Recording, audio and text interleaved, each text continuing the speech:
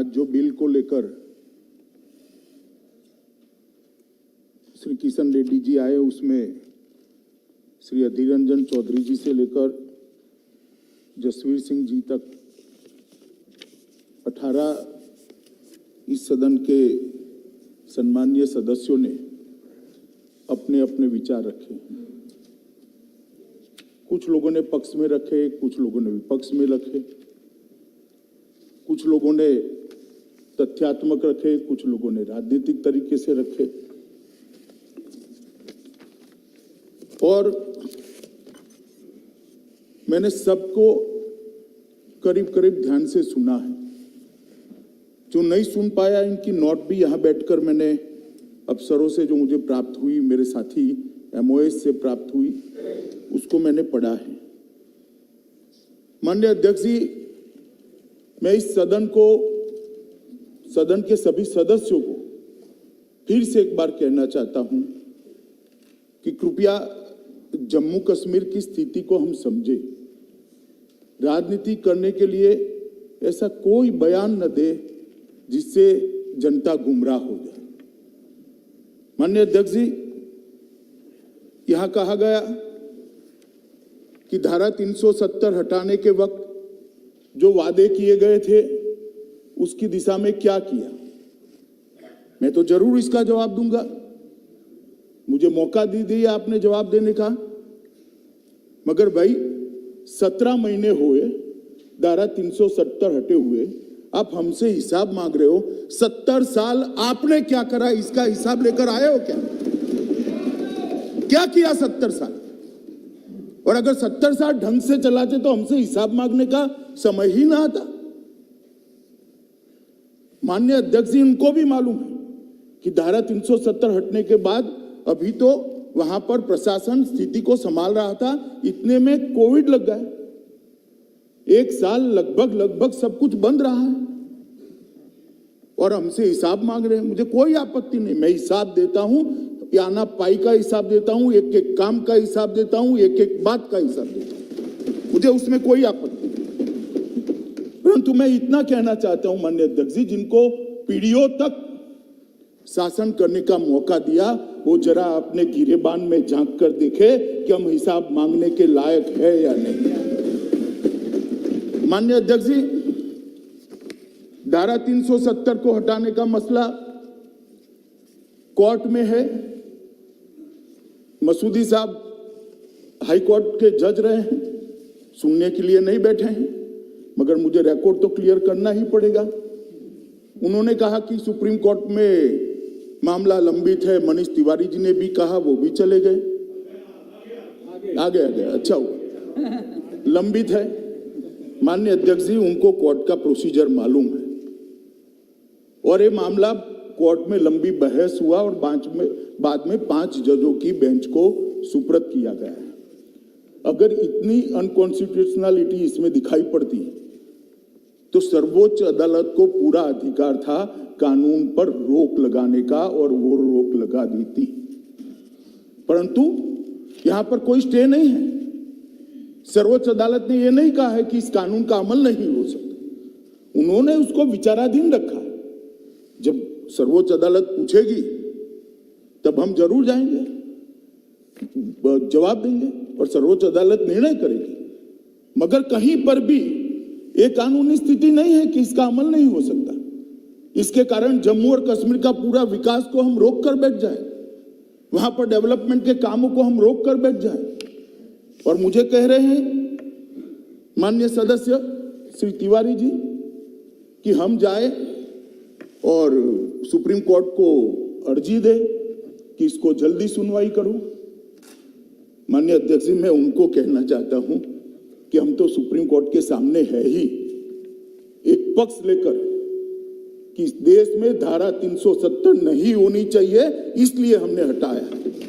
मगर आप तो सुप्रीम कोर्ट के सामने ही नहीं हो भाई, ना हा ना बीच का रास्ता लेकर चल रहे हो और दोनों ओर बोल रहे हो।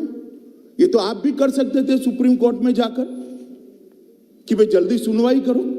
ये भी आपको मालूम है कि सुप्रीम कोर्ट आजकल वर्चुअल सुनवाई करता है और जिसमें 70, 80, 100 वकील एडवोकेट्स खड़े होंगे, पार्टियां इतनी होगी, इसकी वर्चुअल सुनवाई संभव नहीं है, ये आपको भी मालूम है, इसलिए सुनवाई नहीं हुई।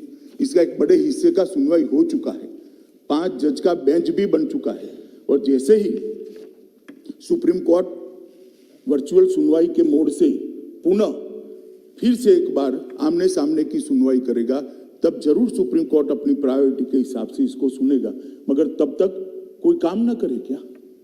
ये किस प्रकार के उदाहरण इस सदन के अंदर दिए जाते हैं? माननीय अध्यक्ष जी, सदस्य टी सुमति और काफी सारे सदस्यों ने कहा कि बिल लाने का मतलब ही है कि अब जम्मू कश्मीर को स्टेटहुड नहीं मिलेगा। भाई, बिल को पायलट तो मैं कर रहा हूं, लेकर मैं आया हूं, मंशा मैंने स्पष्ट कही है, कहीं पर भी नहीं लिखा है कि स्टेटहुड इससे नहीं मिलेगा। आप कहां से ड्रॉ करते हो?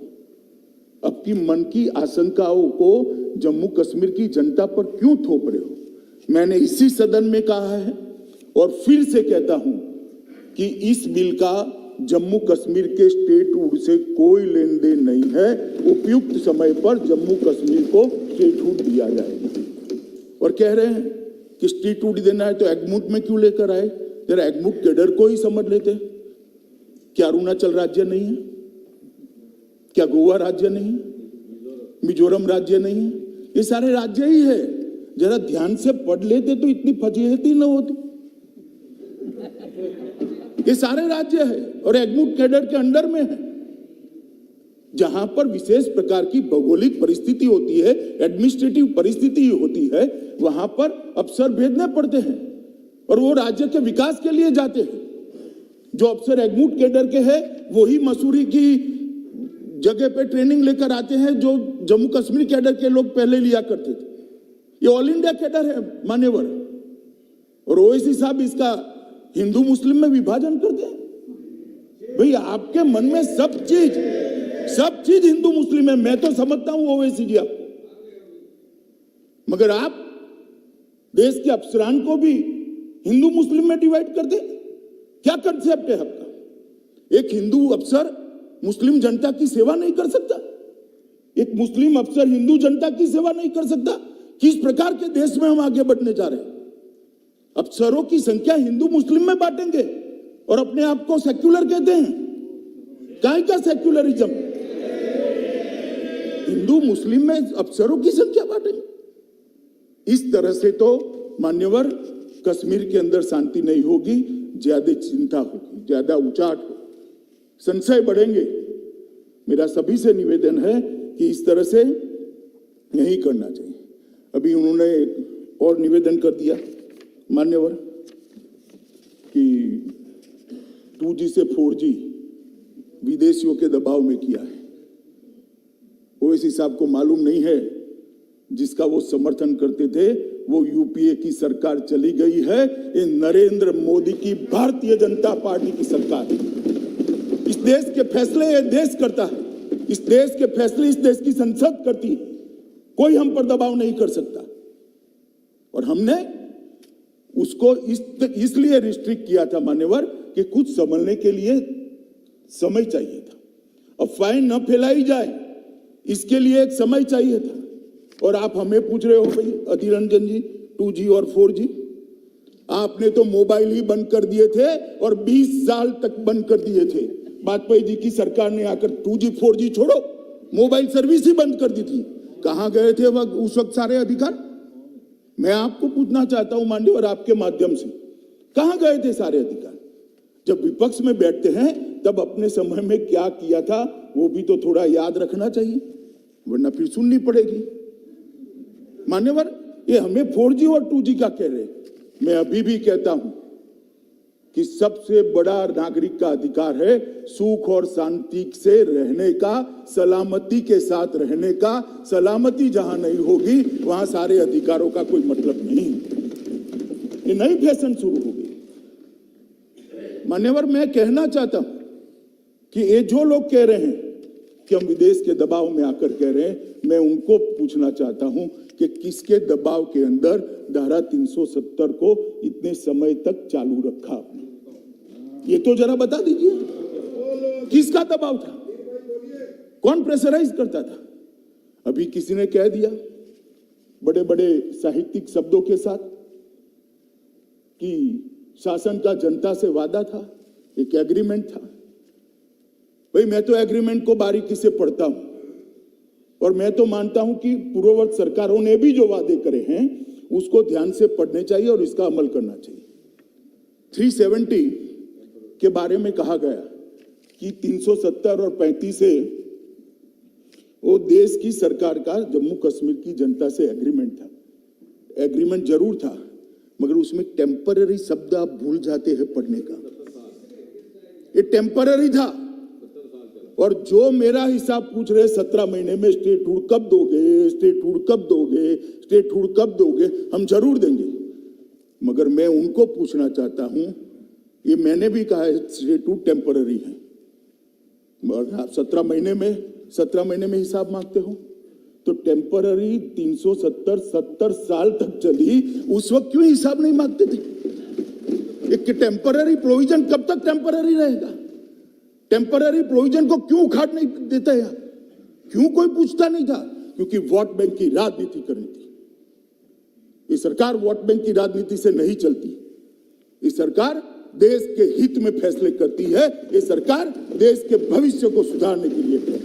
हम आएंगे जाएंगे, लोकतंत्र है, जीतेंगे हारेंगे, इसको ध्यान में रखकर देश के भविष्य को ताक पर हम नहीं रख सकते, न हम रखना चाहते। ये आपकी पॉलिसी है, आपको मुबारक हो। मान्यवर, इन्होंने कहा कि लोकल अफसरों का अधिकार चला जाएगा। मुझे कोई समझाए भला, देश भर में आईएएस आईपीएस अफसर भेजे जाते हैं, लोकल अफसरों का अधिकार चला जाता है क्या? चला जाता है तो जम्मू कश्मीर में कैसे चला जाएगा?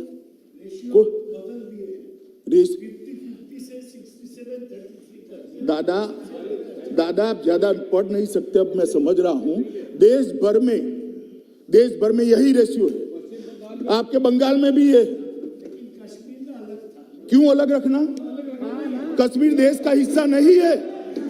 कश्मीर देश का हिस्सा नहीं है क्या? क्यों अलग रखना? और क्या कश्मीरी युवा को देश की ऑल इंडिया कैडर में आने का अधिकार नहीं है? अगर स्कूलों में पढ़ाते, स्कूल जला न दिए गए होते, मदरसों के अंदर बच्चों को जाने के लिए मजबूर न करते, तो कश्मीर के बच्चे भी आज आईएएस और आईपीएस अफसर बने। स्कूल किसके टाइम में जल गए? और मेरा हिसाब ले रहे हैं, मुझसे हिसाब मांग रहे हैं। कितने लोग मर गए, ये हो गया, वो हो गया। मनीष भाई, कांग्रेस का शासन याद करो क्या होता था। हजारों लोग मारे जाते थे, सालों तक कर्फ्यू रहता था। और परिस्थिति का आंकड़ों के आधार पर जरा आकलन करो। मैं इसमें जाना नहीं चाहता क्योंकि तू मैं होती है। कश्मीर में शांति बहुत बड़ी चीज है और जो अशांति का समय था उसको मैं याद भी करना नहीं चाहता। भगवान करे कभी ऐसी अशांति वहां न हो और नहीं होगी, क्योंकि अब हमारा शासन है। मान्यवर, मसूदी साहब कहते हैं कि 80% जगह पर डायरेक्ट रिक्रूट रखें। तो भाई डायरेक्ट रिक्रूट पर क्यों भरोसा नहीं? देश के हर राज्य की स्थिति है मान्यवर कि डायरेक्ट रिक्रूट अफसर होते हैं। इसका एक प्रो रेटा है। प्रमोशन होता है जब लोकल अफसरों का, तो वो भी जगह लेते हैं। और ये देश का, पूरे देश का एडमिनिस्ट्रेटिव इंफ्रास्ट्रक्चर इसी आधार पर बना है। अब जम्मू कश्मीर के अंदर चीप पॉपुलैरिटी के लिए ये कहना कि 80% अफसर बाहर के, कोई बाहर का नहीं है, सभी भारत माता की संतान है, इसी भारत में जन्मे। बाहर का क्या होता है? कि नई पैटर्न और नई फैशन विकसित करिए। बाहर का है। दादा आपको नहीं कह रहा मैं। मान्यवर, एक गलत रास्ता है। इस रास्ते पर देश में भलाई नहीं होगी। मसूदी साहब कह रहे हैं कि आपने बोडोलैंड को ये दे दिया, मणिपुर को ये दे दिया, कश्मीर को क्यों नहीं? अरे मसूदी साहब, जरा सच बोला करिए। आप तो जज हो, सब कुछ पढ़ते हो। सभी अकॉर्ड निकाल कर दीजिए। किसी को अलग संविधान नहीं दिया है, किसी को अलग झंडा नहीं दिया है, किसी को धारा 370 नहीं दी है। और ये तो हमारा वादा था देश की जनता को 1950 से कि इस देश में दो विधान, दो निशान, दो प्रधान नहीं रहेंगे और आज मोदी जी के नेतृत्व में हमने इसको समाप्त कर दिया। मान्यवर, इन्होंने विकास की काफी सारी बातें करी और मैं भी करना चाहता हूं कि धारा 370 से क्या मिला इसका हिसाब वजीरे दाखिला दे, गृह मंत्री दे। तो ठीक है भाई, आपने कहा है तो मैं दे ही देता हूं। सबसे पहला काम हमारी सरकार आने के बाद वहां पंचायती राज का पुनर्स्थापना हुआ है, शुरुआत हुआ है। पुनर्स्थापना शब्द ठीक नहीं है। जब इस देश का संविधान लिखा गया, संविधान लिखने के बाद डॉक्टर आंबेडकर ने जब संविधान का एडिटिंग का भी काम समाप्त हो गया है, एक बहुत बड़ा स्टेटमेंट किया था साहब, इस देश के लोकतंत्र को, वो वाक्य को सुवर्ण अक्षर में मंडित कर डॉक्टर आंबेडकर के वाक्य को रखना चाहिए। उन्होंने कहा था, राजे अब रानी के पेट से पैदा नहीं होंगे, गरीब दलित पिछड़ों के वोट से पैदा होंगे। उन्होंने कहा था, राजे अब रानी के पेट से पैदा नहीं होंगे, दलित गरीब और पिछड़ों के वोट से पैदा होंगे, मगर कश्मीर में आज तक राजे रानी के पेट से ही पैदा होगा। ये तीन परिवार के लोग ही शासन करते थे। तीन परिवार के लोग ही शासन करते थे और इसीलिए उनको धारा 370 शूट करती थी।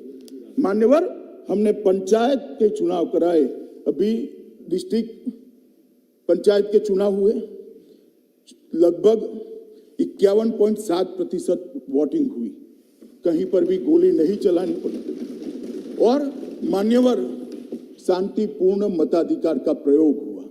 कांग्रेस के शासन के चुनाव कैसे हुए थे मैं इसमें जाना नहीं चाहता, क्योंकि पुरानी बातों को याद नहीं करना चाहता, परंतु कोई आरोप नहीं कर सकता, हमारे विरोधी भी आरोप नहीं कर सकते कि चुनाव में घपला हुआ, इस चुनाव में अशांति हुई, इस चुनाव में अफसर का उपयोग किया गया।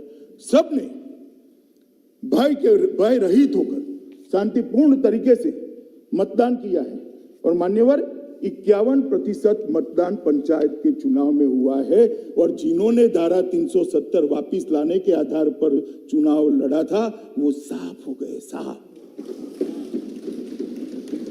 कश्मीर की जनता का मैंडेट भी उनके साथ नहीं रहा, चुनाव हारे हैं। मान्यवर, दिसंबर 2018 में नीचे के पंचायत के चुनाव किए, जिसमें 74% लोगों ने अपने वोट डाले, 74.1%। कश्मीर के इतिहास में इतना मतदान कभी नहीं हुआ मान्यवर। कुल 4,483 सरपंच निर्वाचित क्षेत्रों में से 3650 सरपंच निर्वाचित हुए, 35,029 क्षेत्रों से 33,000 पंच निर्वाचित हुए। अब वहां पर राजे रानी के पेट से नहीं जन्म लेंगे मान्यवर, मत पत्रक से लेंगे। ये इसका सबसे बड़ा उदाहरण है। आज जो पंच बना है, जो सरपंच बना है, जो जिला पंचायत का सदस्य बना है, कल एमएलए बनेगा, किसी की कृपा की जरूरत नहीं है। जम्मू कश्मीर की आवाम उसको अपना नेता बना लेगी और नए नेता चुन कर आएंगे जो विकास में मानेंगे। मान्यवर, ये जो चुनाव हुए, इसके लिए मैं जम्मू कश्मीर की जनता, सभी वहां के सुरक्षा बल, चुनाव आयोग और जम्मू कश्मीर के एडमिनिस्ट्रेशन को हृदय से इस देश के गृह मंत्री के नाते बहुत बहुत बधाई देता हूं कि मोदी जी ने जो करने की इच्छा रखी थी उसको आप सब ने मिलकर पूरा किया है। और सिर्फ चुनाव कराकर हम नहीं रुके मान्यवर, उनको अधिकार दिया है, उनको बजट दिया है। पहले 5,000 रुपया भी सरकार से मांगना पड़ता था, सरपंच को ऐसी स्थिति थी। आज उनको हमने स्थिरता प्रदान की, पंचायतों को सुदृढ़ किया है, वहां पर अफसर भेजे जा रहे हैं। 21 विषय पूरे के पूरे एडमिनिस्ट्रेशन के 21 विषयों को पंचायतों के हवाले कर दिया गया है और लगभग 1500 करोड़ रुपया सीधा उनके बैंक अकाउंट में डालकर जम्मू कश्मीर के गांवों का विकास का रास्ता प्रशस्त किया।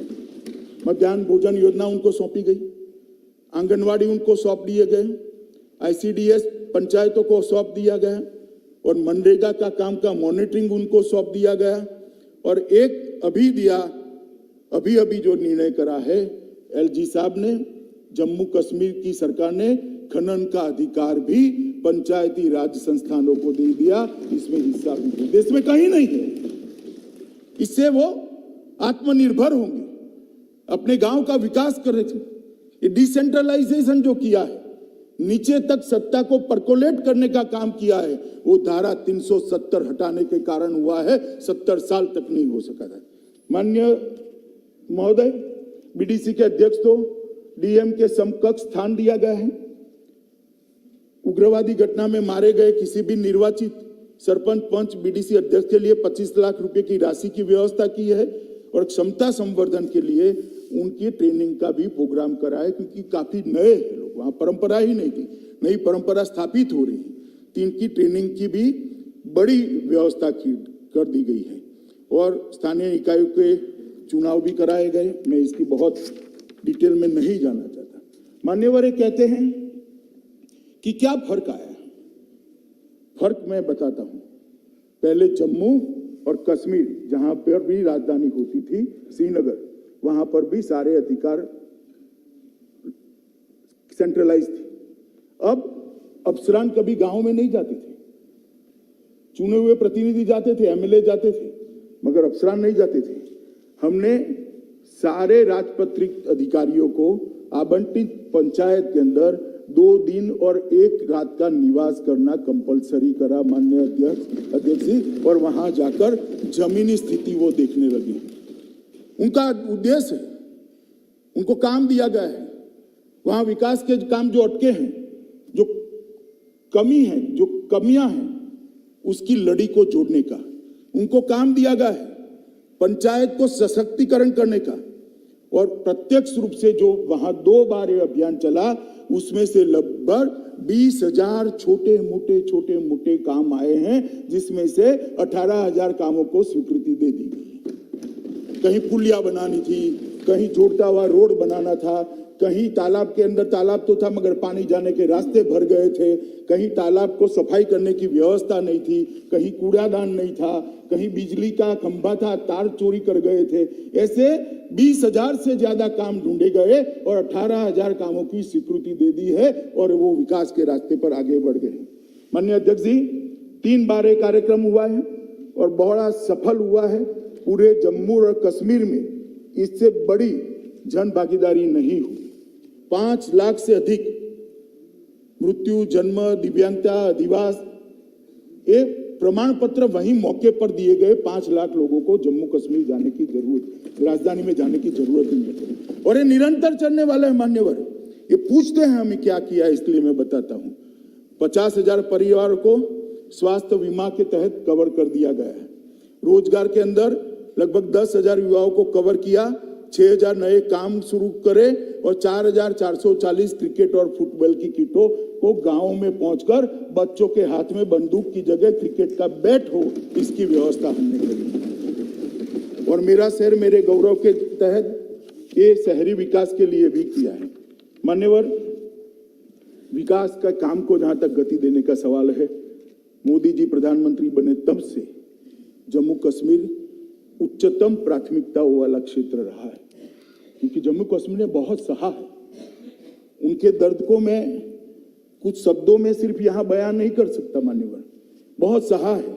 इसलिए लगभग प्रधानमंत्री विकास पैकेज पीएम योजना की जो घोषणा हुई, उसका पुनर्निर्माण और मेगा विकास का जो पैकेज था, इसके तहत 58,627 करोड़ रुपए की परिव्यय की 54 योजनाएं थी। 54 योजनाएं थी और लगभग उसको बढ़ाकर 26% और बढ़ा गया। 20 परियोजनाएं, जिनमें से 7 केंद्रीय की थी, 13 संघ राज्य की थी, ये काफी हद तक पूरी हो चुकी है। तो 20 परियोजनाएं तो पूरी हो चुकी है 54 में से, और बाकी 8 परियोजनाएं ये लगभग मार्च के अंत के पहले पूरी हो जाएगी। तो 54 में से 28 परियोजनाओं को पूरा करने का काम हमने कर दिया है। आईआईटी जम्मू ने अपने परिसर में काम कर दिया है, शुरू कर दिया है। दोनों एम्स का निर्माण शुरू हो चुका है। अर्ध रिंग रोड जम्मू को 2021 में हम पूरा कर देंगे। 8.45 किलोमीटर की बनिहाल सुरंग को इस साल खोलने की योजना है। और सबसे बड़ी बात है, पीयूष भाई यहाँ बैठे हैं, 2022 में हम रेलवे से कश्मीर को, घाटी को जोड़ने का काम भी समाप्त करेंगे। दादा 70 साल में जो नहीं हुआ वो अब हो रहा है, वो आपको मालूम होना चाहिए। चेनाब पुल 359 मीटर ऊंचा चेनाब नदी पर विश्व के सबसे ऊंचे रेल पुल का निर्माण किया गया, निर्माण चालू है, अगले साल पूरा हो जाएगा।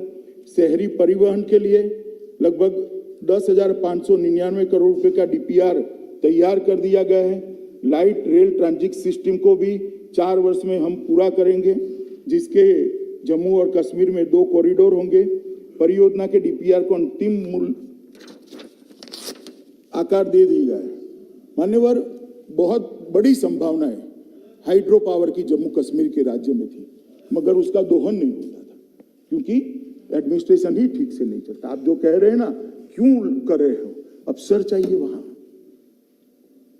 हम जम्मू कश्मीर को मंथर गति से चलाना नहीं चाहते, जम्मू कश्मीर के विकास को द्रुत गति से चलाना चाहते हैं, इसीलिए अफसर चाहिए, इसीलिए अफसर भेजना चाहते हैं।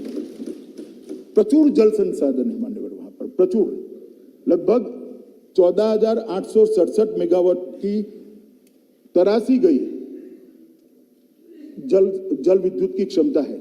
उसमें से 70 साल में 3504 मेगावाट का दोहन किया गया है। मैं फिर से एक बार कहता हूं, 14,000 में से 3500, और अभी जो 17 महीने का हिसाब पूछते हैं उनको मैं बताना चाहता हूं, सिर्फ 17 महीने में 70 साल में 3504 और 17 महीने में 3490 मेगावाट का काम शुरू कर चुके हैं। एक बाजू आपकी 4 पीढ़ी ने जो काम किया है वो हमने 1.5 साल के अंदर काम किया है, 1.5 साल के अंदर। ये मालूम होना चाहिए। पिछले 2 वर्ष में लगभग 3000 मेगावाट की जो बंद पड़ी हुई परियोजनाएं थी, इसको भी चालू करने का काम किया है और 3300 मेगावाट की नई शुरू करेंगे। पाकाल दुल 1000 मेगावाट की है और कीरू 624 मेगावाट की है। सावलाकोट 1856 मेगावाट, दुलहस्ती दूसरा चरण 258 मेगावाट, उरी 1 दूसरा चरण 240 मेगावाट और छोटी बिजली पन बिजली योजनाएं लगभग 12 मेगावाट की है, जो 123 करोड़ की लागत से होगी। मान्यवर, मैं इतना डिटेल में जाना नहीं चाहता था, मगर मुझे उकसा कर हिसाब मांगा गया, मैं भी क्या करूं, इसलिए मैं डिटेल बताना चाहता हूं। सबके लिए बिजली बंद तो जाएगी, पहुंचेगी कैसे? तो इसका डिस्ट्रीब्यूशन गांव तक होना चाहिए, इसका डिस्ट्रीब्यूशन बाद में घर तक होना चाहिए। इसलिए हमने सौभाग्य के तहत जम्मू कश्मीर के 100% लोगों को घर में बिजली पहुंचाने का लक्ष्य प्राप्त कर दिया है, कर चुके हैं मान्यवर। और 3,57,405 ऐसे लोग थे जिनको 70 साल से बिजली नहीं मिली थी, ये 17 महीने में बिजली देने का काम किया गया। ये हिसाब मांगते हैं मान्यवर में। इस वर्ष 36 किलोमीटर लंबी 33 केवी लाइन बिछाकर एलओसी पर स्थित केरन और मुंदियान गांवों को भी, जो अंतिम गांव थे, उसको भी बिजली से जोड़ने का काम हमने समाप्त कर दिया। पहले वहां डीजल जनरेटर से सिर्फ 3 घंटे बिजली सरकार की ओर से दी जाती थी, अब 24 घंटा बिजली पहुंचे, ऐसी व्यवस्था करी। मान्यवर, बिजली के साथ जीवन की महत्वपूर्ण एक जरूरियात है। ये 4G को मानते हैं, बहुत महत्वपूर्ण है। मैं मानता हूं जल बहुत महत्वपूर्ण है, जल जीवन के लिए बहुत महत्वपूर्ण है। कांग्रेस के हिसाब से 4G जीवन के लिए बहुत महत्वपूर्ण है, मगर हमारी मान्यता अपनी जगह स्थिर है। 4G भी जरूरी है, मगर जल अत्यंत जरूरी है। इसलिए सितंबर 22 तक सभी 18.16 लाख परिवारों को पाइप के द्वारा घर में पानी पहुंचाने की योजना समाप्त हो जाएगी। और जब मैं ये कह रहा हूं तब पूछेंगे, भाई आप तो 22 की बात कर रहे हो। अभी 4 जिलों में 100% घर में पानी पहुंचाने का काम हमने समाप्त कर चुके हैं और 22 तक बाकी के जिलों का काम हम करेंगे। इसके साथ विद्यालयों, आंगनवाड़ियों और शिक्षा संस्थानों को, अस्पतालों को भी हमने जोड़ने का काम किया। मान्यवर, हमने तय किया है कि 2021 के अंदर ही 5300 किलोमीटर की सड़कों का निर्माण होगा, जिसमें 700 किलोमीटर कश्मीर में और 4600 किलोमीटर जम्मू में, और हर गांव को 2022 आजादी के 75 साल तक सड़क से जोड़ने का काम भी हम जम्मू कश्मीर में पूरा कर देंगे। इसका बजटरी प्रोविजन भी होगा। माननीय अध्यक्ष जी, ये हमेशा 370 35 से ऐसे झुनझुने पकड़ाते थे, ना बिजली की बात करते थे, ना पानी की बात करते थे, ना नौकरियों की बात करते थे, ना स्वास्थ्य की बात करते थे। जम्मू कश्मीर के दुर्गम क्षेत्रों के अंदर जो लोग बसते हैं, इनकी स्वास्थ्य की चिंता क्या की है 3 परिवारों ने? मैं पूछना चाहता हूं, 70 साल तक आपने शासन किया, जम्मू कश्मीर के अवाम के स्वास्थ्य के लिए आपने क्या किया? लेकर आइए हिसाब और हमारे एमपीओ के साथ चर्चा करिए। मान्यवर, मैं सदन को गौरव के साथ बताना चाहता हूं कि ये नरेंद्र मोदी सरकार में, नरेंद्र मोदी सरकार के कालखंड में और 17 महीनों में, जो 17 महीने बोलते हैं, इसमें हमने जम्मू कश्मीर के पीएमडीपी के तहत स्वास्थ्य मंत्रालय से 881 करोड़ रुपए की राशि ऑलरेडी भेज दी है, जिसमें से 754 करोड़ रुपए की राशि व्यय किया गया। मान्यवर, 75 परियोजनाएं पूरी हो गई है और 22 तक 39 परियोजनाएं पूरी हो जाएगी, जिसमें श्रीनगर में 500 बिस्तरों वाला नया अस्पताल, जम्मू में 200 बिस्तरों वाला नया मातृत्व अस्पताल, जम्मू में नए हड्डी और जोड़ के अस्पताल, जीएमसी जम्मू में 100 बिस्तर के आकस्मिक चिकित्सा ब्लॉक, जम्मू में बालक और बालिका छात्रावास का निर्माण जिसके तहत आता है। और माननीय अध्यक्ष जी, देश भर के 60 करोड़ गरीबों को मोदी सरकार ने आयुष्मान भारत का आशीर्वाद देकर 5 लाख रुपए तक का स्वास्थ्य फ्री ऑफ कॉस्ट दिया। मान्यवर, मसूदी साहब पूछते थे क्या किया जम्मू कश्मीर के साथ, क्या किया? एग्रीमेंट नहीं पढ़ते, शासन का एग्रीमेंट होता है जनता के साथ। अरे भाई, एग्रीमेंट तो कागज पर होता है, जम्मू कश्मीर तो हमारे दिल में है, दिल में। देश भर के अंदर मान्यवर 5 लाख तक की स्वास्थ्य योजना जो प्रधानमंत्री आयुष्मान भारत योजना से जानी जाती है, पीएम जय के नाम से जानी जाती है, वो गरीबों के लिए है। प्रधानमंत्री जी ने जम्मू कश्मीर के लिए सेहत योजना लाए। जम्मू कश्मीर में कोई करोड़पति हो या रोडपति हो, सड़क पर रहने वाला हो या बड़े से बड़े महल में रहने वाला हो, हर एक को 5 लाख तक की सुविधा आरोग्य की हमने देने का काम किया। और मान्यवर, मैं देखता था, मैं कार्यक्रम में उपस्थित था वर्चुअल तरीके से, लोगों की आंख में आंसू थे। एक बूढ़ी महिला कश्मीर घाटी की मां बता रही थी कि 70 साल तक हमारा किसी ने चिंता नहीं किया, नरेंद्र मोदी जी ने आकर हमारी चिंता की, अब मुझे इलाज कराने के लिए किसी के सामने हाथ फैलाने की जरूरत नहीं है, मेरी सरकार वहां बैठी है जो मेरा इलाज कराएगी।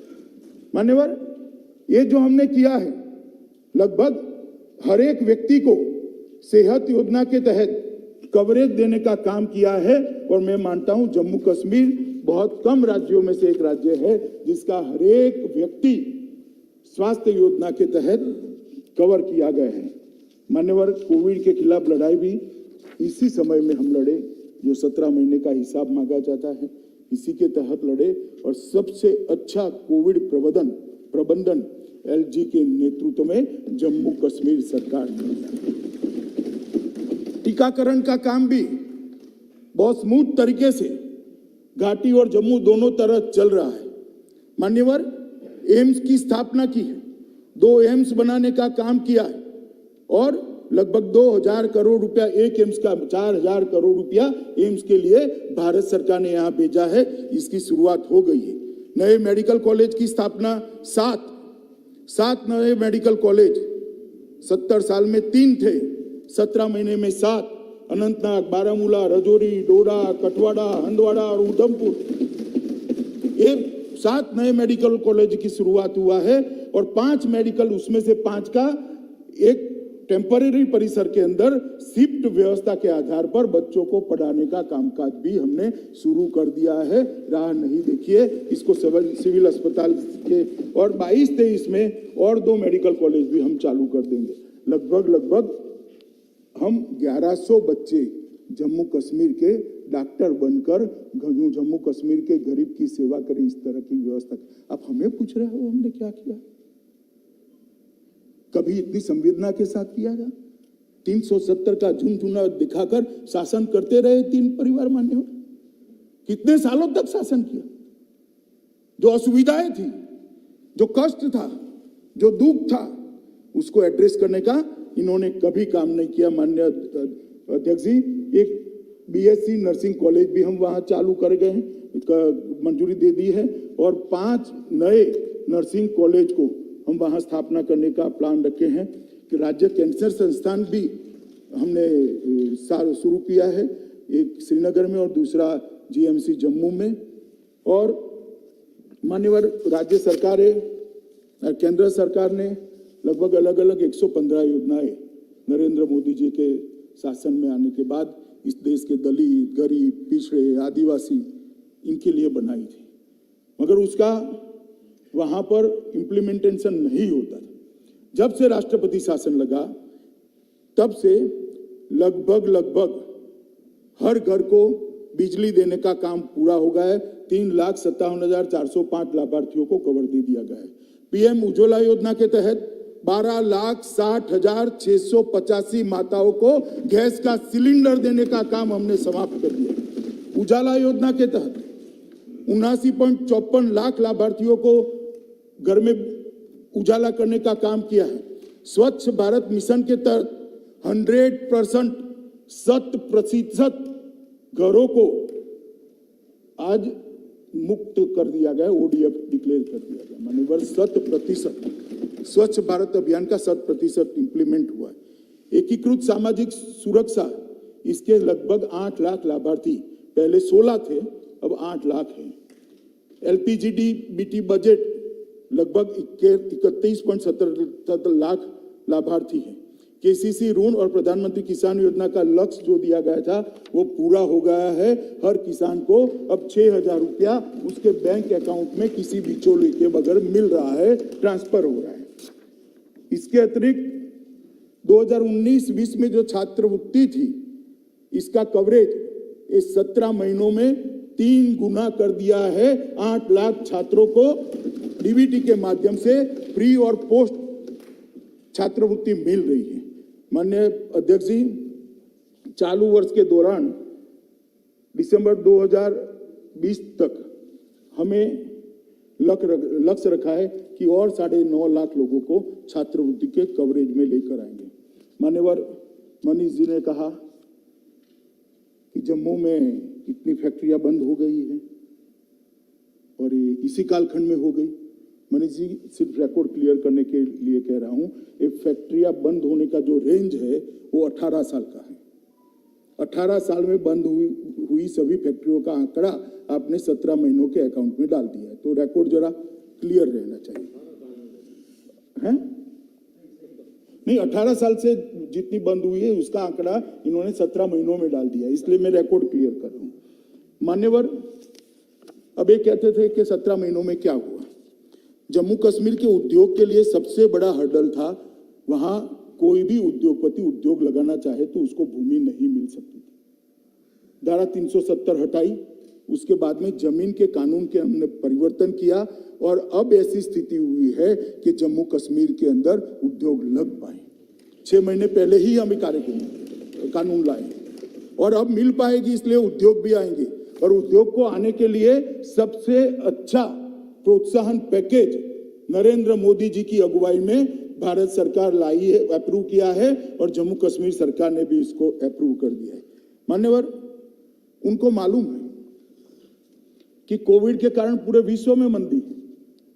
मनीष जी पंजाब से आते, जरा पंजाब के आंकड़े लेकर आ जाए। यहाँ पर आपकी सरकार है, राजस्थान के लिए आंकड़े लेकर आ जाओ, छत्तीसगढ़ के आंकड़े लेकर आ जाओ। ये सबसे जम्मू कश्मीर के अच्छे हैं जहां तक मंदी की बात है। मगर मान्यवर, ये मंदी की बात कर रहे हैं, मंदी के लिए पूछ रहे हैं। पहले तो इंडस्ट्री लगती नहीं थी, बाद में मैं आता हूं उस पर। आपके शासन में 12 साल तक पूरे स्कूल बंद रहे,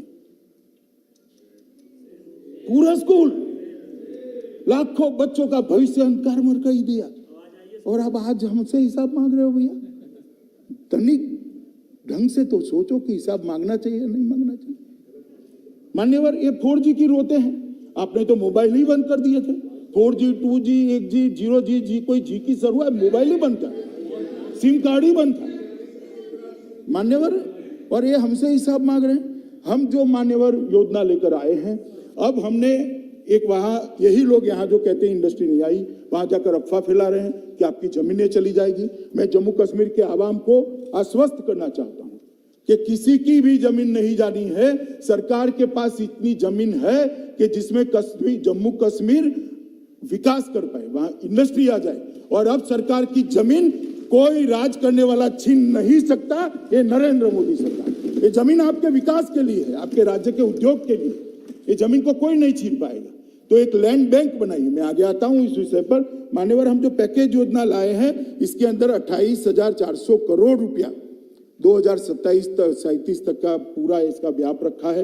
लगभग 4.5 लाख से अधिक लोगों को इससे रोजगारी मिलेगी और तीनों प्रकार की हम इसमें सहायता देने वाले हैं। मान्यवर, जो उद्योग लगाएंगे, जो पूंजी लगाएंगे, जो उनकी वर्किंग कैपिटल होगी, इसको 500 करोड़ रुपए तक के ऋण पर लगभग जो ऋण होगा इसको 6% ब्याज पर ही भारत सरकार देगी। 6%, जिससे उसको उद्योग लगाने में बड़ी सहायता हो जाएगी। जीएसटी के लिए भी हमने बहुत सारा अच्छा पैकेज में आयोजन किया है। जो उसके प्लांट एंड मशीनरी की वैल्यू होगी उद्योग की, इसके 300% तक उसको जीएसटी रिफंड किया जाएगा, पूरा का पूरा 300%। तो एक महीने में ये जितना 100 रुपया लगाएगा तो 300 रुपया इसको सरकार जीएसटी के माध्यम से वापस दे दी। मगर इसको हमने सब्सिडी इसलिए नहीं बनाया है, पूछेंगे फिर सब्सिडी क्यों नहीं बनाया, कि फर्जी उद्योग न लगे। मान्यवर, जीएसटी तभी भरा जाता है जब उद्योग चलता है। उद्योग चलता है तो रोजगारी मिलती है, उद्योग चलता है तो बिजली की खपत होती है, उद्योग चलता है तो बाकी एंसिलरी इंडस्ट्रीज भी लगती है। जो उद्योग चलाएगा उसको 100 रुपया लगाने पर 300 रुपया तक का जीएसटी वापस दे दिया जाएगा। मान्यवर, हमने उनको कैपिटल इन्वेस्टमेंट पर सब्सिडी देने का छोटे उद्योगों के लिए हमने प्रावधान किया है। और मैंने जो कहा लैंड बैंक, आपको आश्चर्य होगा कि 29,030 कैनाल का लैंड बैंक बनाया है जो सरकारी है। किसी भी जम्मू कश्मीर के व्यक्ति का कोई जमीन नहीं जाना है। ये 29,030 कैनाल जो है इतना ही है कि अब हम इसके लिए रोशनी लेकर नहीं आएंगे, रोशनी लेकर अंधेरा नहीं करेंगे। आपने तो सरकारी जमीन जो थी रोशनी के नाम पर अपने चट्टो बट्टों में बांट दी। हमने उसका लैंड बैंक बनाया और अब इंडस्ट्री को देंगे तो इंडस्ट्री इसके अंदर विकसित होगी, रोजगार मिलेगा, बिजली की खपत बढ़ेगी, जीएसटी मिलेगा, रेवेन्यू मिलेगी और जम्मू कश्मीर एक आश्रित राज्य की जगह एक अपने आप पर आत्मनिर्भर राज्य बने। इस दिशा में हम आगे बढ़े। मान्यवर, ईज ऑफ डूइंग बिजनेस को भी हमने बहुत आगे बढ़ाया है। इसका मैं ज्यादा कहना नहीं चाहता। युवाओं के लिए नौकरियां त्वरित भर्ती अभियान भी हमने चालू कर दिया है। वर्ग 4 में 10,000 रिक्तियां चिन्हित की गई है और 8,575 रिक्तियों सेवा चयन बोर्ड के माध्यम से विज्ञापित कर दी गई। मान्यवर, इसमें बहुत चिट्ठियां चलती थी, कितनी योग्यता है इसके आधार पर नौकरियां नहीं देते थे, चिट्ठियों से नौकरियां बांटी जाती थी। हमने ये सारी नौकरियों को सेवा चयन बोर्ड द्वारा ही विज्ञापन देकर भरने का निर्णय किया है और जो क्लास 3 और 4 है उसमें मेरिट से आधार पर नौकरी मिलेगी, कोई इंटरव्यू नहीं होगा। मान्यवर, लगभग 14,161 पदों के लिए सेवा चयन बोर्ड ने विज्ञापन कर दिया है और 2,050 पदों के लिए लिखित परीक्षा, मैं क्लास 1 और 2 की बात कर रहा हूं, शुरू हो गई है और 324 उम्मीदवारों का चयन कर दिया गया है। मान्यवर, लगभग हमारा अंदाज है कि कुल मिलाकर 2022 के पहले 25,000 से ज्यादा सरकारी नौकरियों का सृजन कर 25,000 युवाओं को हम पारदर्शिता के साथ नौकरी देंगे। मान्यवर, बैक टू विलेज कार्यक्रम के तहत जम्मू कश्मीर बैंक को 15,000 छोटे छोटे ऋण के मामले दिए गए और ये मामले पहले भी दिए जाते थे मगर सिर्फ सूची रह जाती थी। मुझे कहते हुए आनंद है कि लगभग 4600 महिला सहित 13,000 मामलों को लोन देने का काम भी 15,000 में से 13,000 मामलों को लोन देने का काम भी समाप्त कर लिया गया है। वो अपनी छोटी छोटी इकाइयां चालू कर रहे हैं। युवा उद्यमों के लिए 242 करोड़ का और लोन दिया गया है।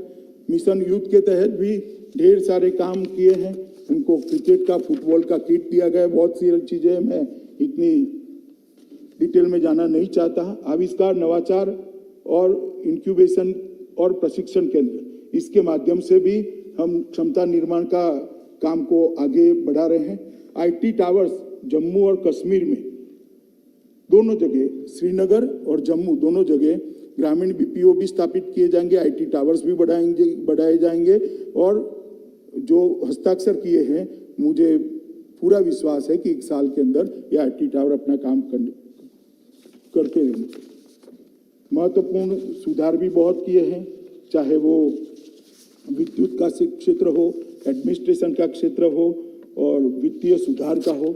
जम्मू कश्मीर में मान्यवर सबसे बड़ी तकलीफ थी, कोई सुनवाई नहीं होती थी। जो सरकार आती थी उसके लोगों की ही सुनवाई होती थी।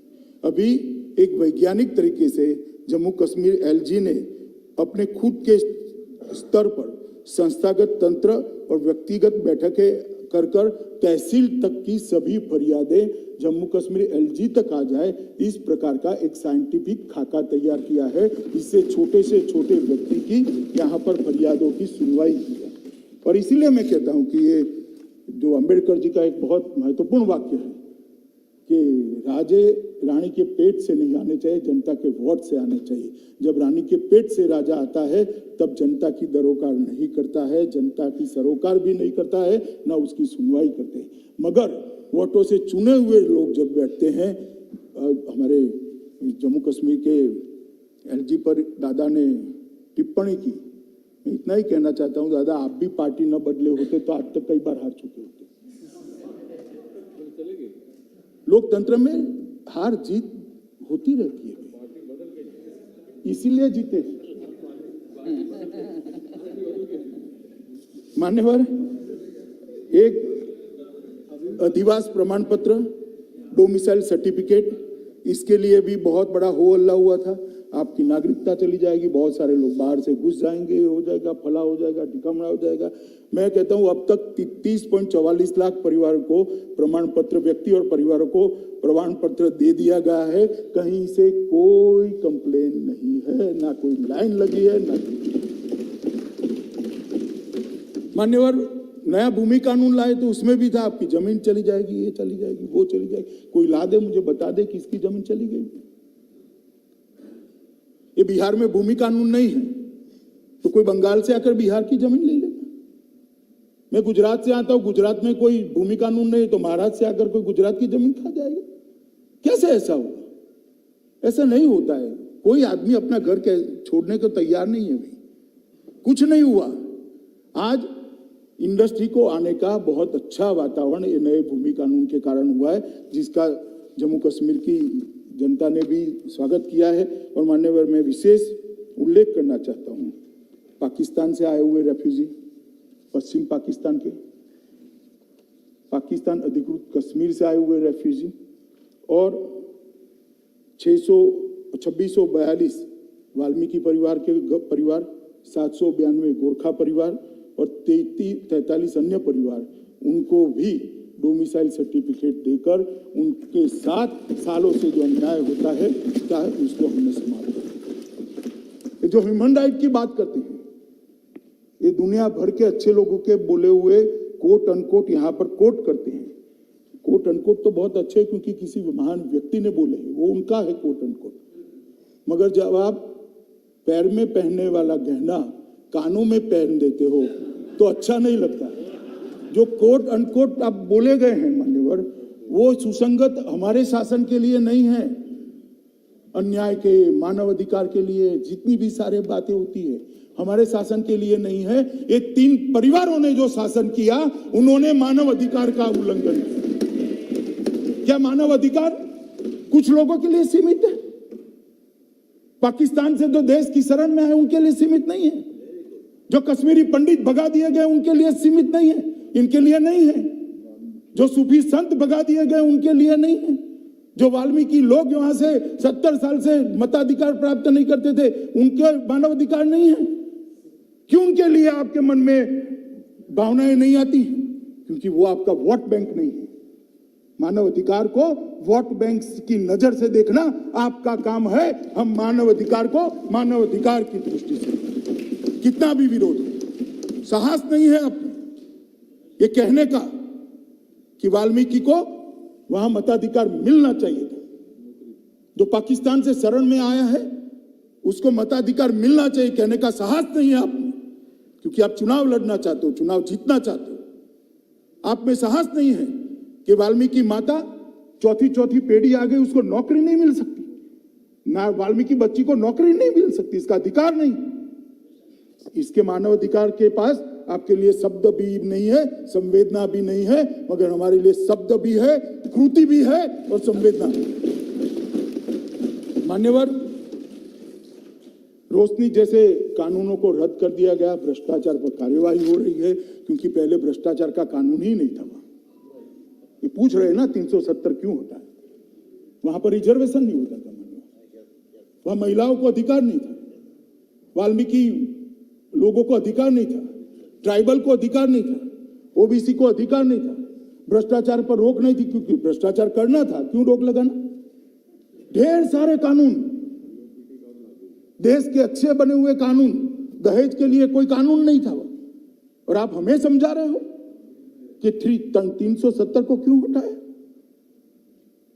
मान्यवर, पाक अधिकृत जम्मू कश्मीर के लगभग 26,319 विस्थापित और 5300 विस्थापित जो युद्ध के समय आए, छंब के 10,065 विस्थापित, पश्चिमी पाकिस्तान के 5,764 विस्थापित, कश्मीरी प्रवासी जिसको बहुत संवेदना के साथ अपने अधिरंजन जी बता रहे थे, 44,000 कश्मीरी पंडित। मैं आज उनको बताना चाहता हूं कि यही नरेंद्र मोदी जी के शासन में कश्मीरी पंडितों को हर परिवार को राहत कार्ड जिसके पास है उसको 13,000 रुपया हर महीना सरकार देती है। ये हमारे समय में विस्थापित नहीं हुए, कांग्रेस का शासन था, उसकी सुरक्षा नहीं कर पाई, इसलिए विस्थापित अपने देश में ही विस्थापित होकर रह गए थे। इनको 13,000 हम निःशुल्क राशन देते हैं। पुनर्वास के अंक के रूप में कश्मीर घाटी में 3,000 नौकरियां दे दी गई है, 88 नौकरियों का चयन प्रक्रिया चालू है और ये 6,000 लोगों को कश्मीर घाटी में घर के साथ 2022 के साथ हम बसा देंगे और वर्षों पुराना हमारा स्वप्न समाप्त। 3,000 लोगों को दे चुके हैं निरंजन जी नौकरी, ऑलरेडी दे चुके हैं। 70 साल में एक दिया है तो बताओ, एक। और 6,000 लोगों का घर बनाने की योजना भी, जमीन भी आवंटन कर दी है, बजट का भी आवंटन हो गया, प्रक्रिया चालू हो गई। और प्रोफेशनल कॉलेज में दाखिले के लिए देश भर में रिजर्वेशन किया गया है। मान्यवर, पहाड़ी भाषाई जनसंख्या के 1,74,000 लोगों को आरक्षण नियम संशोधित कर 4% आरक्षण ये 370 हटने के कारण मिला है। अंतर्राष्ट्रीय सीमा के पास के गांवों के 17,000 लोगों को यही सदन में मैं ही बिल लेकर आया था, जिनको रिजर्वेशन दिया है, पहले नहीं दे सकते थे। आर्थिक रूप से कमजोर वर्ग को 1.16 लाख लोगों को अब आरक्षण का लाभ मिलना शुरू हो गया है, क्योंकि 1.16 लाख बीपीएल परिवार को 10% आरक्षण का लाभ मिल रहा है, जो 370 के कारण नहीं मिलता था। 1,500 सफाई कर्मचारी परिवारों को पूरा अधिकार देने का काम किया है। आप हमें पूछ रहे हो क्या किया है? मान्यवर, 370 जाने से जम्मू कश्मीर में किसी के साथ अन्याय हो इस संभावना को ही समाप्त कर दिया गया है। मान्यवर, शिक्षा, प्रशिक्षण और करियर के लिए भी ढेर सारे काम किए गए हैं। मान्यवर, संवैधानिक और कानूनी मामलों में भी, जहां तक लद्दाख का सवाल है, मेरे युवा साथी नांगम्याल यहाँ है, मैं इतना कहना चाहता हूँ, 2014-15 से 19 तक 4,164 करोड़ रुपया की धनराशि जम्मू कश्मीर सरकार के थ्रू लद्दाख में गई थी। हम कितना भेजे उसका महत्व ही नहीं था, वो लद्दाख पहुंचती ही नहीं। तो 14 से 19 के बीच में 4,164 और 31/10/19 मतलब 370 जाने के बाद अधीर रंजन जी 31/3/20 तक 3/20 तक 3518 करोड़ रुपया ऑलरेडी हम भेज चुके हैं। जो 5 साल में मिलता था वो 17 महीनों में मिला है लद्दाख वालों को। मान्यवर इतना ही नहीं है, लद्दाख को 2 नए डिग्री कॉलेज दिए गए हैं, नए एयरपोर्ट टर्मिनल और जिला अस्पताल का अपग्रेडेशन का काम शुरू हो गया। सब 17 महीने में ही हुआ सुमति जी। लद्दाख के पर्यटन को बढ़ावा देने के लिए 5 नए टूरिस्ट सर्किट भारत सरकार ने बनाए हैं, 5 नए ट्रैकिंग रूट्स भी खोले गए हैं। सुदूर क्षेत्रों में सब्सिडाइज हेलीकॉप्टर की व्यवस्था शुरू कर दी गई जिससे टूरिज्म बढ़े। लगभग लद्दाख में 7500 मेगावाट क्षमता वाला देश का सबसे बड़ा सौर ऊर्जा यंत्र लगाने की कार्यवाही भी शुरू कर दी गई है। ये लद्दाख के लोगों की लाइफलाइन होगी, ढेर सारे लोगों को रोजगारी मिलेगी। परंपरागत चिकित्सा प्रणाली उसको रिवाइव किया गया है। National institute for Sowa Rigpa की स्थापना नवंबर 2019 की कैबिनेट में कर दी गई है। कारगिल हवाई अड्डे के व्यवहार्य अध्ययन फिजिबिलिटी स्टडी के लिए लद्दाख प्रशासन और अपने विमानपत्तन विभाग इसके साथ एग्रीमेंट हुआ है। Mission integrated development of horticulture के तहत 28,870 ऐसे पौधे जो ठंडी में भी जिंदा रह पाए उनको लगाने का काम किया गया है। ई गवर्नेंस की दिशा में गांव तक ई गवर्नेंस पहुंचे, इसके लिए ढेर सारी सुविधाएं कई ई स्टैम्प शुरू कर दिया है, ई कोर्ट फी शुरू कर दी है। माननीय प्रधानमंत्री जी ने लद्दाख में एक सेंट्रल यूनिवर्सिटी का भी अनुमोदन कर दिया गया है। माननीय अध्यक्ष जी, विकास पैकेज के तहत जो 80,000 करोड़ रुपया था उसमें इसका उचित हिस्सा भी लद्दाख को दिया गया है। और सभी राज्यों के जैसे यहाँ पर गुजरात भवन होता है, यूपी भवन होता है, बिहार सदन होता है, लद्दाख को भी 70 साल के बाद अपना भवन और सदन यहाँ पर मिला है। भारत सरकार की कई सारी योजनाएं वहाँ पर थी, उसमें लगभग 80% कवरेज कर दिया गया है। रोड कनेक्टिविटी में सुधार के लिए 11 पुलों और 578 किलोमीटर रोड का काम हाथ पे लिया गया है। जो जिला टनल का काम शुरू कर दिया गया है। रिमोट एरिया में टेली कनेक्टिविटी के सुधार के लिए 80 सेट फोन और 124 वास्ट स्थापित किए गए हैं। पावर इंफ्रास्ट्रक्चर के लिए कारगिल में लेह में 500 KW के मिनी हाइड्रो प्रोजेक्ट स्थापित किए गए। 11 kV की और 66.25 km और 42 km LT लाइन बिछाई गई है। 3 गर्ल्स हॉस्टल बनाए गए हैं। 20 बेडेड अस्पताल कारगिल के अंदर बनाया गया है। ट्रेजरी सिस्टम की जगह PMFS लागू किया है जिससे अनुकूलता हो। लेह में 1000 MT का कोल्ड स्टोरेज बनाने का काम पूरा कर दिया गया है जिससे इतने ठंडी वाले प्रदेश में उनको कोई कठिनाई का सामना न पड़े। पश्मीना गोट्स की संख्या में लगभग ये 17 महीने में 8% वृद्धि दर्ज की है, जो रिकॉर्ड है, आज तक कभी नहीं बढ़ा गया। लद्दाख के पिछले क्षेत्र के लिए विकास पैकेज लगभग 50,000 करोड़ का पैकेज प्रधानमंत्री जी तय कर रहे हैं जो आने वाले दिनों में लद्दाख को मिलने वाला है। मान्यवर ये कह रहे हैं कि है और हम मानते हैं कि जम्मू कश्मीर हमारा है, आप हमारे हो, ये पूरा देश आपका है और आपके साथ पूरा देश खड़ा है। इतना विश्वास देकर मैं मेरी बात को समाप्त करता हूं और पूरे सदन को मैं विनती करता हूं कम से कम ये बिल को सर्वानुमत से हम पारित करें, इतना ही मेरा निवेदन है।